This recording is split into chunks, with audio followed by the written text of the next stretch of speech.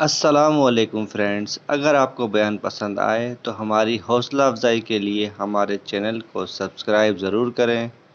جزاک اللہ۔ اس لیے میں چاہتا ہوں کہ ذرا اختصار کے ساتھ آج آپ کے سامنے رکھوں کہ ذکر اصل میں کہتے کسے۔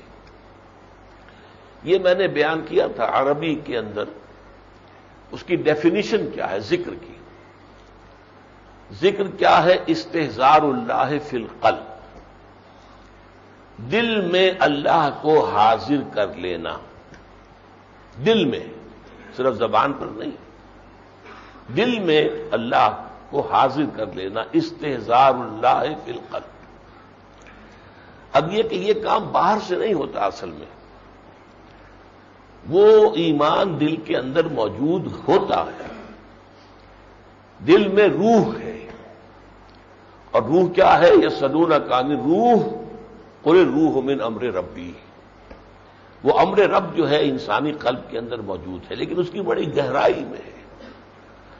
یہ جو ہمارے صوفی شاعر نے کہا ہے کہ دل دریا سمندروں ڈونگے، کون دلاندیاں جانے ہوں، یہ سلطان باہو کے ایک نظم کا جو ہے ایک حصہ ہے۔ تو یہ دل جو ہے، یہ ایک چھوٹا سا دل جو اتنا نظر آتا ہے، یہ تو دل اور ہے۔ جو دل روحانی ہے وہ بہت عمیق ہے، اور اس کی اصل گہرائی میں روح ربانی موجود ہے۔ وَنَفَخْتُ فِيهِ مِن رُوحِي۔ عام حالات میں یہ ڈورمنٹ رہتی ہے، ہماری توجہ دنیا کی طرف ہے، دنیا کے مسائل کی طرف ہے، معاشیات ہیں، بیماریاں ہیں، مسائل ہیں، بچوں کے داخلے ہیں، تعلیم ہے، اس میں ہم مگن ہیں، گم ہیں، لہذا ادھر ہماری توجہ ہی نہیں ہوتی۔ تو ادھر توجہ کو مبذول کرنا اور اس کو ڈورمنٹ جو شے ہے اسے ایکٹیویٹ کرنا، اسے زندہ کرنا، اور اسے گہرائیوں سے ابھار کر شعور کی سطح پر لے آنا، یہ ہے در حقیقت پروسیس ذکر کا۔ اس میں پھر لفظ آیت آتا ہے کہ آیات کیوں کہا گیا؟ قرآن مجید کے جملے جو ہیں، یہ الفاظ ہیں، وہ آیت ہیں اللہ کی، یا یہ آسمان اور زمین اللہ کی آیات ہیں، سورج اور چاند اللہ کی آیات ہیں، دن اور رات اللہ کی آیات ہیں۔ یہ کیوں ہے؟ اس لیے کہ آیت کے ذریعے سے کوئی شے یاد آتی ہے، نشانی کے ذریعے سے۔ کوئی شے آپ بھول گئے تھے، اس کی نشانی آپ کے سامنے آئی، فوراً وہ چیز یاد آ جائے گی۔ اسی طریقے سے وہ اصل میں تو ہے، اندر ہے، آپ بھولے ہوئے ہیں اسے، آپ اس کی طرف سے آپ کی توجہ جو ہے وہ ہٹی ہوئی ہے۔ تو ان آیات کے ذریعے سے اس کو جگانا مقصود ہے، آپ کی توجہ ادھر کرنا ہے۔ تو یہ ہے اصل میں ذکر۔ ذکر کی عظمت کیا ہے؟ ذکر کی عظمت سب سے بڑی کیا ہے؟ الا بذکر اللہ تطمئن القلوب۔ یہ اس دنیا میں رہتے ہوئے انسان کے لیے جو پریشانیاں، مسائل، 100 طرح کے دو کوفت ہوتی ہے لوگوں کے لیے، اور ہر طرح کے دکھ ہے، ان سب سے سکون کے ساتھ گزر جانا، یہ ذکر کی سب سے بڑی عظمت اور سب سے بڑی اہمیت ہے۔ دل مطمئن، دل مطمئن جو ہے، جس کو کہ پھر کہا گیا ہے یا ایتھا النفس المطمئنہ ارجعی الی ربک راضیۃ مرضیہ۔ تو یہ جو نفس مطمئنہ انسان کو حاصل ہوتا ہے، اس کے لیے کیا چیزیں ضروری ہیں؟ انسان راضی برضائے رب رہے۔ اب یہ آپ سورہ تغابن میں پڑھ چکے ہیں، یہ عزیزم عاکف سعید اس کی تفصیل بیان کر چکے ہیں۔ توکل ہو صرف اللہ پر، جو شے آئے ہر شے من جانب اللہ ہے، اور اللہ کے ہاتھ میں خیر ہے۔ مجھے بری لگ رہی ہے یہ بات، لیکن اس میں یقیناً کوئی خیر ہے میرے رب کی طرف سے۔ تو تسلیم و رضا، توکل، اللہ تعالی ہی کی اطاعت، صبر، یہ ساری چیزیں جب پیدا ہو جاتی ہیں تو چونکہ وہ ایمان مجمل جو ہے وہ دل میں موجود تھا، اللہ پر ایمان، ایمان مجمل صرف اللہ پر ایمان کا نام ہے۔ آمنت باللہ کما ہوا باسمائہ و صفاتہ وقبلت جمیع احکامہ اقرار باللسان و تصدیق بالقلب۔ یہ مجمل ایمان قلب میں تھا، ذکر کے ذریعے سے ہم نے اس کو اجاگر کر دیا، اسے ہم نے جگا دیا۔ یہ بہت میرے بچپن کے زمانے کی بات ہے، ایک فلمی گانے کے الفاظ تھے، لیکن یہ کہ یہ الفاظ جو ہیں معاش جو ایک عام طور پر جو باتیں ہوتی ہیں ان کی گہرائی کے اندر غور کیا جائے تو بعض جگہ پر بڑی حقیقت میں ہوتی ہے کہ تم ہی نے مجھ کو پریم سکھایا، سوئے ہوئے ہردے کو جگایا۔ ہردہ کہتے ہیں دل، میرا دل سویا ہوا تھا، اس کو تم نے جگا دیا ہے۔ تو ہمارا دل سویا ہوا ہوتا ہے، اس میں روح جو ہے ڈورمنٹ ہے، سوئی ہوئی ہے، اس روح کو جگا دینا، اسے ایکٹیویٹ کر دینا، یہ ذکر کا مقصد ہے۔ اور جب یہ ہو گیا تب اطمینان ہی اطمینان ہے۔ ای الفریقین احق بالامن ان کنتم تعلمون الذین آمنوا ولم یلبسوا ایمانہم بظلم اولئک لہم الامن وہم مہتدون۔ پھر امن ہی امن ہے، ایمان بنا ہی امن سے۔ یہ میں نے شروع میں جب ایمان پر گفتگو شروع کی تھی آپ کو بتایا تھا کہ اس کا جو روٹ ہے وہ امن ہے اور اس کا حاصل امن ہے۔ امن کسے کہتے ہیں؟ لا خوف علیہم ولا هم یحزنون، لا خوف علیہم ولا هم یحزنون، قرآن میں کتنی مرتبہ آیا ہے لا خوف علیہم ولا هم یحزنون، نہ انہیں کوئی خوف لاحق ہوگا نہ کوئی حزن ہوگا۔ حزن کس چیز پر ہوتا ہے؟ کوئی واقعہ ہو گیا، کیوں ہو گیا، ایکسیڈنٹ ہو گیا، کیوں ہو گیا، نہیں ہونا چاہیے تھا، غصہ ہے یا اس کے اوپر رنج ہے، نہیں، حزن سے اللہ کی مرضی تھی جو ہو گیا، ٹھیک ہے۔ آپ کا ایک ہی بیٹا ہو، جوان ہو، وہ آپ کے سامنے فوت ہو جائے، ٹھیک ہے، اللہ کی دی ہوئی شے تھی، لے لیے، اس میں کوئی نالا و شیون، ہاں ہے فلک پیر جواں تھا ابھی عارف، کیا تیرا بگڑتا جو نہ مرتا کوئی دن اور، نہیں، جو اللہ کا، وہ جو اللہ کا تھا اللہ نے لے لیا، اس پر کوئی افسوس اور رنج نہ ہو۔ ہلکا سا کوئی تاثر تو ہوتا ہے انسان پر، اس سے زیادہ نہیں۔ تو یہ معاملہ جو ہے صبر و توکل، یہ اس ذکر کے ذکر الہی کا نتیجہ ہے، اور امن سے بڑی دولت کوئی نہیں۔ مشکلات ہوں، مصائب ہوں، نامساعد حالات ہوں، ہر طرح کی پیچیدگیاں ہوں، لیکن دل آپ کا جمع ہوا ہے، جو کچھ ہو رہا ہے باہر ہو رہا ہے، لیکن اندر سے آپ جو ہے پرسکون ہے، چٹان کے مانند ہے کہ کوئی ہوا اور آندھی جو ہے اس کو ہلا نہیں سکتی۔ اب میں عرض کر رہا ہوں جو اہم تر جو ہمارے ہاں مغالطے ہیں وہ اصل میں ہے ذکر، ہم سمجھتے ہیں ذرائع ذکر کو۔ ذرائع ذکر کون کون سے ہیں اور ان میں ترتیب کیا، اہمیت کے اعتبار سے؟ اہم ترین ذریعہ ذکر جو ہے وہ القرآن، اس لیے کہ قرآن مجید اس کو الذکر کہتا ہے۔ انا نحن نزلنا علیک الذکر لتبین للناس ما نزل الیہم، انا نحن نزلنا الذکر وانا لہ لحافظون۔ یہاں تک کہ کفار بھی جب کہتے تھے تو قرآن مجید کے لیے لفظ ذکر لائے، یا ایھا الذی نزل علیہ الذکر انک لمجنون، ہے وہ شخص جس کا خیال ہے اس پر ذکر نازل ہو رہا ہے، تم تو مجنون ہو، پاگل ہو گئے، یہ تمہارے حواس مختل ہو گئے ہیں، اس سے تمہیں کچھ نظر آنے لگا ہے، کچھ سننے لگے ہو، یہ ہیلوسینیشن سے۔ یا ایھا الذی نزل علیہ الذکر انک لمجنون، خود اللہ نے فرمایا ذکر لک ولقومک، اے محمد صلی اللہ علیہ وسلم یہ قرآن آپ کے لیے بھی ذکر ہے اور آپ کی قوم کے لیے بھی ذکر ہے۔ اس اعتبار سے سراپا ذکر قرآن حکیم، اس سے بڑا ذکر اور کوئی نہیں۔ تلاوت قرآن بشرطے کہ وہ سمجھ کے ساتھ ہو، ٹھہر ٹھہر کر ہو، ترتیل کے ساتھ ہو اور اس کے اوپر غور ہو رہا ہو، یہ نہیں کہ آپ فرنٹیئر میل کی سپیڈ سے پڑھتے چلے جا رہے ہیں، اس کا کچھ حاصل نہیں۔ اس کا یہ کہ ثواب تو ملے گا کہ آپ نے کچھ وقت لگایا ہے قرآن کے پڑھنے میں، تو جو بھی آپ نے وقت لگایا اس کی کچھ نہ کچھ اجرت تو مل جائے گی، ثواب مل جائے گا، لیکن یہ ذکر نہیں ہوگا، اس سے وہ مقصد حاصل نہیں ہوگا۔ یہ قرآن مجید کے ذریعے سے جو ذکر انسان کو حاصل ہوتا ہے اس کی تاثیر کیوں ہے؟ اصل میں قرآن کا اور ہماری روح کا منبع ایک ہے۔ قرآن ذات باری تعالی سے وارد ہوا ہے نا، اللہ کا کلام ہے، میں جو بول رہا ہوں تو میرا کلام میرے اندر سے نکل رہا ہے، میری ذات سے صادر ہو رہا ہے، اور روح انسانی بھی اللہ کی ذات کے ساتھ ہے بلا واسطہ۔ میرا جسم جو ہے وہ تو بڑے تنزلات کے بعد اور پھر ارتقاء کے مراحل کہاں سے کہاں ہو کر بنا ہے، سورس اس کی جو ہے فائنل وہی ہے، لیکن یہ کہ اس میں بیچ میں مراحل جو ہے بہت سے آ گئے، لیکن روح کا سیدھا براہ راست تعلق ہے اللہ کے ساتھ۔ جیسے یہ سورج کی کرنیں ہیں، کروڑہا میل سورج سے آ گئی ہے، لیکن کیا سورج سے تعلق منقطع ہے ان کا؟ سورج کے ساتھ متعلق ہے۔ اسی طرح ارواح، تو روح ربانی جو ہمارے اندر ہے، سوئی ہوئی ہے، جب اس کے اندر یہ بانسری بجتی ہے قرآن کی، تو وہ کہتا از کجا آید ان آواز دوست، یہ جیسے کہ دوست کی آواز سنائی دی ہے۔ یہ تو اس لیے کہ جسے آپ گرائی کہتے ہیں پنجابی میں، قرآن اور روح جو ہے یہ گرائی ہیں، ایک جگہ سے آئے۔ لہذا جیسے کہیں کسی اجنبی ملک میں اگر آپ ہوں اور وہاں آپ کو اتفاقاً نظر آ جائے کہ وہ کوئی پاکستانی چلا آ رہا ہے، تو اس سے مل کر خوشی ہوتی ہے کہ یہاں پر کوئی اور پاکستانی مجھے مل گیا، ورنہ تو کوئی اور جان پہچان والا ہے ہی نہیں۔ تو یہ ہے در حقیقت کہ روح جو ہے پھر اس پر بیدار ہوتی ہے، چوکس ہوتی ہے، چوکنا ہوتی ہے۔ تو سب سے بڑا جو ہے طریقہ ذکر کا وہ تلاوت قرآن ہے۔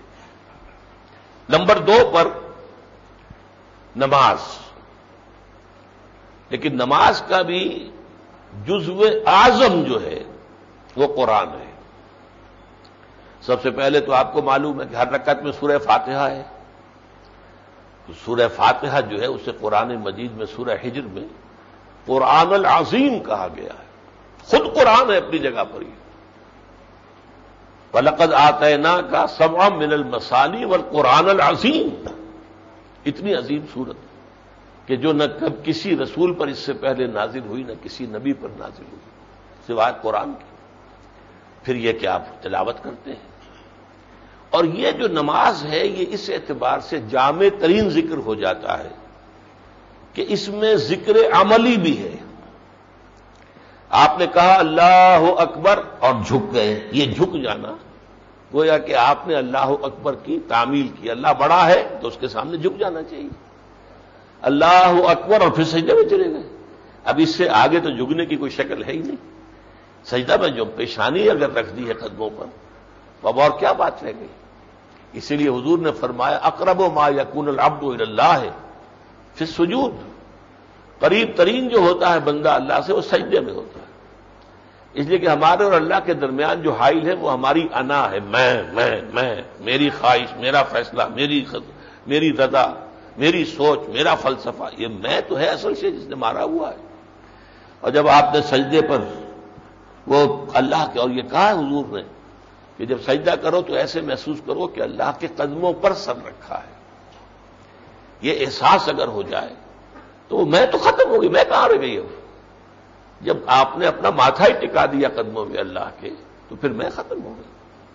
اس لیے اس میں عمل بھی ساتھ ساتھ ہو رہا ہے، کھڑے بھی ہیں تو جھک کر، پھر رکوع ہے، پھر اور سجود ہے۔ یا ایھا الذین آمنوا ارکعوا واسجدوا، سورہ حج کی جو آیت نمبر لاسٹ بٹ 1 ہے، آخری سے پہلے۔ اس اعتبار سے جو ہے قرآن مجید میں اس اعتبار سے جامع ترین آیت جو ہے سورہ عنکبوت کی ہے، اور اس سے 21واں پارہ شروع ہوتا ہے۔ اتل ما اوحی الیک من الکتاب واقیم الصلاۃ ان الصلاۃ تنہی عن الفحشاء والمنکر ولذکر اللہ اکبر۔ اب دیکھیے اس میں قرآن کا بھی آ گیا، اتل ما اوحی الیک من الکتاب، اے نبی تلاوت کرتے رہیے، تلاوت کرتے رہیے۔ اور نبی کے ذریعے سے اصل میں تو حکم ہمیں دیا جا رہا ہے۔ نبی تو سراپا قرآن تھے، مجسم قرآن تھے، پھر بھی ان سے ایسی مشقت کرائی گئی کہ قم اللیل الا قلیلا نصفہ او انقص منہ قلیلا او زد علیہ ورتل القرآن ترتیلا، کیسی کیسی مشقتیں کرائی گئی۔ یہ بھی ہوا ہے، لیکن یہ کہ بہرحال یہ حکم ہمارے لیے ہے اصل میں۔ اتل ما اوحی الیک من الکتاب، یہ قرآن کی تلاوت ہو گئی۔ واقیم الصلاۃ، نماز کو قائم کرو۔ ان الصلاۃ تنہی عن الفحشاء والمنکر، نماز اگر حقیقی نماز ہے تو پھر وہ بے حیائی اور برائی کے کاموں سے روک دے گی۔ ہاں رسمی نماز ہے، رہ گئی رسم اذاں روح بلالی نہ رہی، وہ ایک ورزش ہے جو ہو گئی، اگرچہ اس کا بھی ثواب ملتا ہے۔ آپ نے وقت لگایا ہے اپنے اس کے لیے، وضو کیا ہے، مسجد چل کر آئے ہیں، ثواب سے خالی نہیں ہے، لیکن روح نماز اور ہے۔ روح نماز تو وہ ہے کہ الصلاۃ معراج المومنین، جیسے معراج میں خطاب اور مخاطبہ ہوا حضور کا اللہ تعالیٰ کے ساتھ، ایسے ہی نماز میں آپ کا مکالمہ ہونا چاہیے اللہ تعالیٰ کے ساتھ کلام. اور اس کی سورہ فاتحہ کی تفسیر میں بعض مواقع پر عرض کر چکا ہوں، اب موقع نہیں ہے.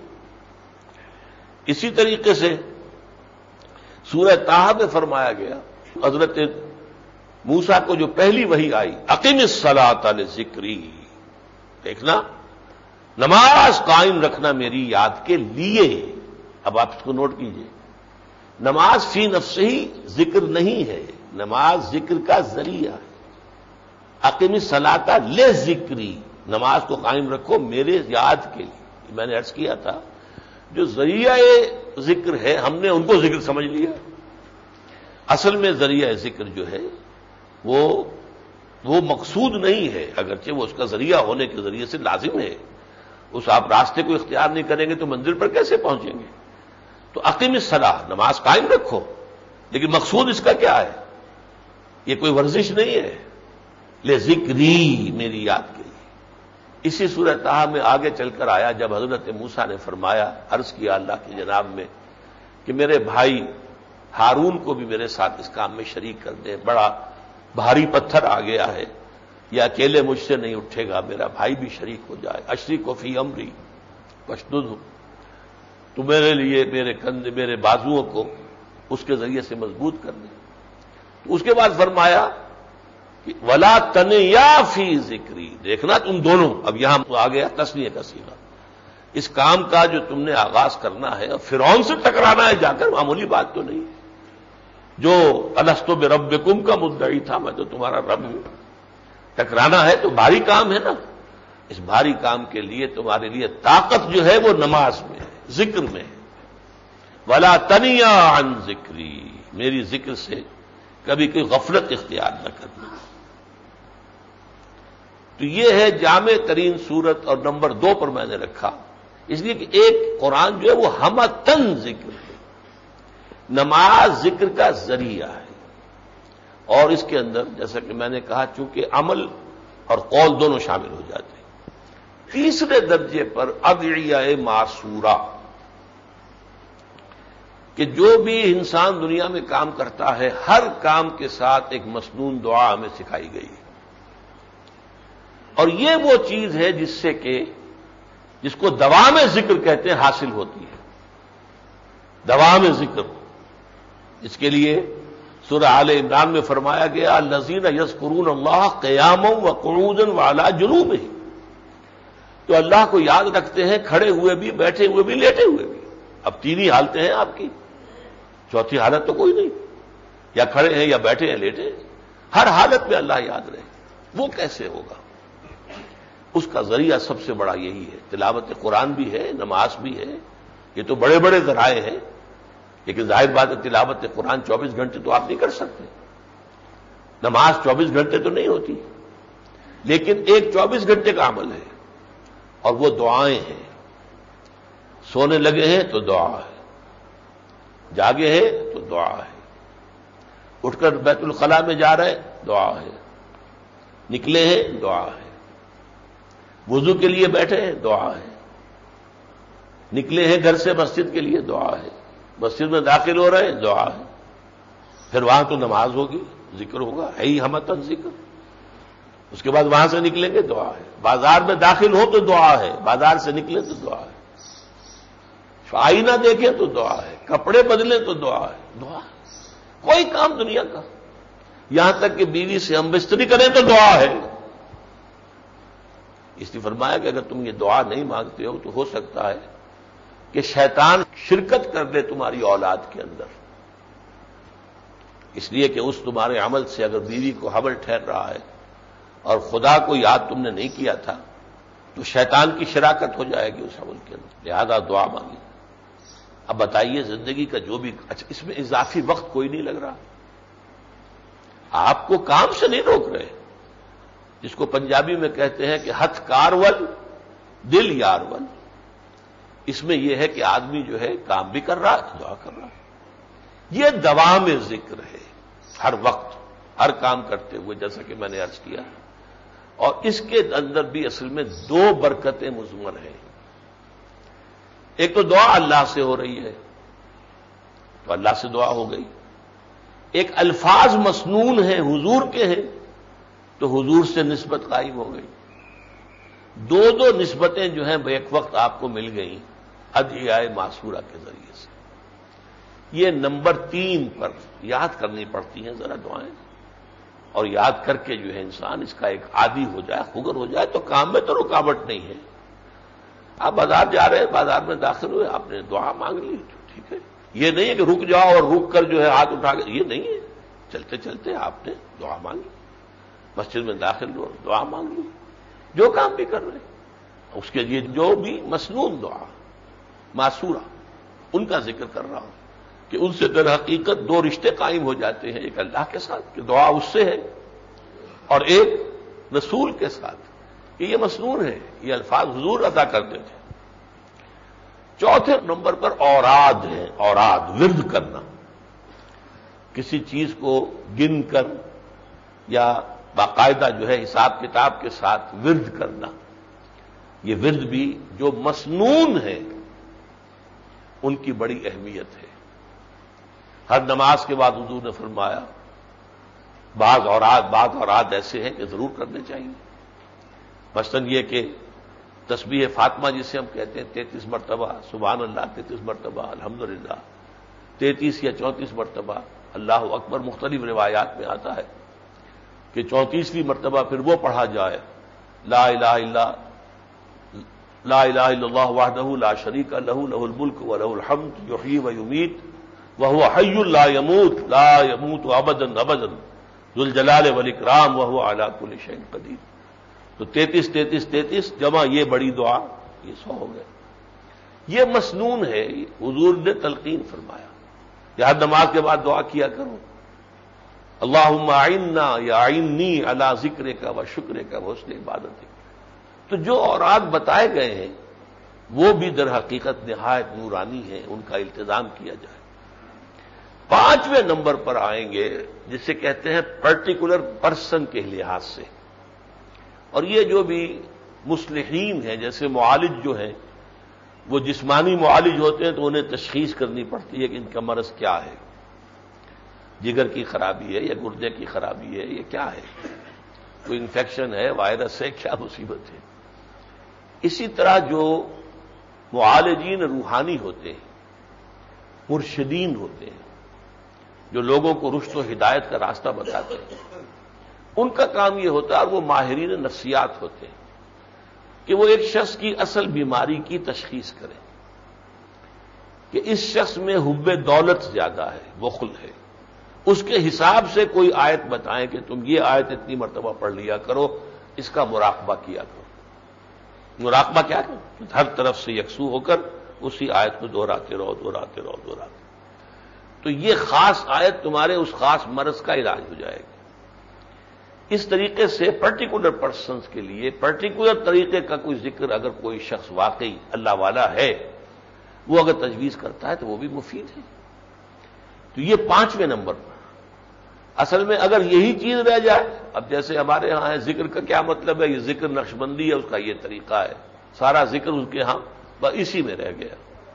یہ ذکر جو ہے یہ قادریوں کا ذکر ہے، یہ ذکر جو ہے لسان سے ہے، یہ ذکر قلب سے ہے۔ یہ اپنی جگہ پر یہ چیزیں جو ہے 5ویں نمبر پر آ کر یہ ہمارے بڑے بڑے جو لوگ تھے جو کہ معالجین تھے روحانی، انہوں نے اپنے تجربوں سے کچھ چیزیں لوگوں کے لیے تجویز کی تھی، لیکن انہیں 5ویں نمبر پر رکھے، انہیں اولیت دے دی گئی تو آپ نے تلپٹ کر دیا، کانورس ہو گیا، ریشو پروپورشن ختم ہو گئی۔